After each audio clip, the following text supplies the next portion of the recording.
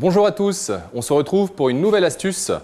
Aujourd'hui, comment faire pour utiliser une courgette, des tomates qui commencent vraiment à être en surmaturité et un restant d'ananas. Eh bien, je vous propose une recette facile, mais surtout très originale, une confiture. Oui, avec ce mélange de fruits et de légumes, on va réaliser une confiture. Bien sûr, la confiture, c'est toujours un moyen de recycler des fruits qui commencent à être abîmés, mais aussi des légumes. Donc je vais commencer tout de suite cette recette en détaillant ma courgette en petits cubes.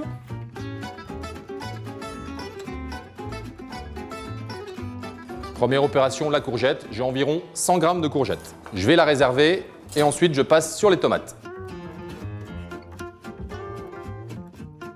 Comme pour la courgette tout à l'heure, je vais réserver mes tomates.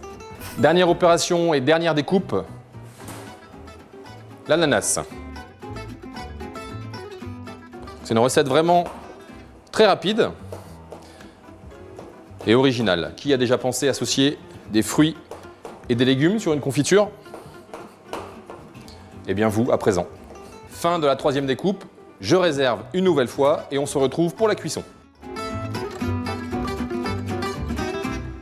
Les 3 étapes de découpe viennent donc d'être réalisées. J'ai dans mon saladier ce mélange d'ananas, tomates et courgettes.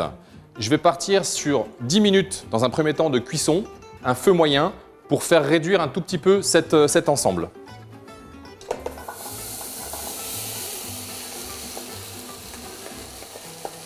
Je dépose mes 3 ingrédients. Il n'y a pas besoin de rajouter de l'eau, puisque là, naturellement, la courgette et la tomate vont rendre très vite de l'eau. Donc une première cuisson de 10 minutes pour réduire un tout petit peu l'humidité de cette préparation, et ensuite une seconde cuisson qu'on retrouvera juste après. Après une première cuisson de 10 minutes, on observe que la réduction commence à s'épaissir, donc on a bien évacué l'humidité de la tomate. On peut donc passer à la deuxième phase. Je vais rajouter mes épices. Donc c'est là où je vous disais tout à l'heure une confiture vraiment originale. Je vais rajouter 2 clous de girofle. Je vais rajouter un bâton de cannelle en entier pour le faire infuser dans cette recette. Et je vais rajouter du sucre roux. Nous sommes en présence de fruits et de légumes très pauvres en pectine de fruits. Donc là, le risque, c'est que notre confiture soit liquide.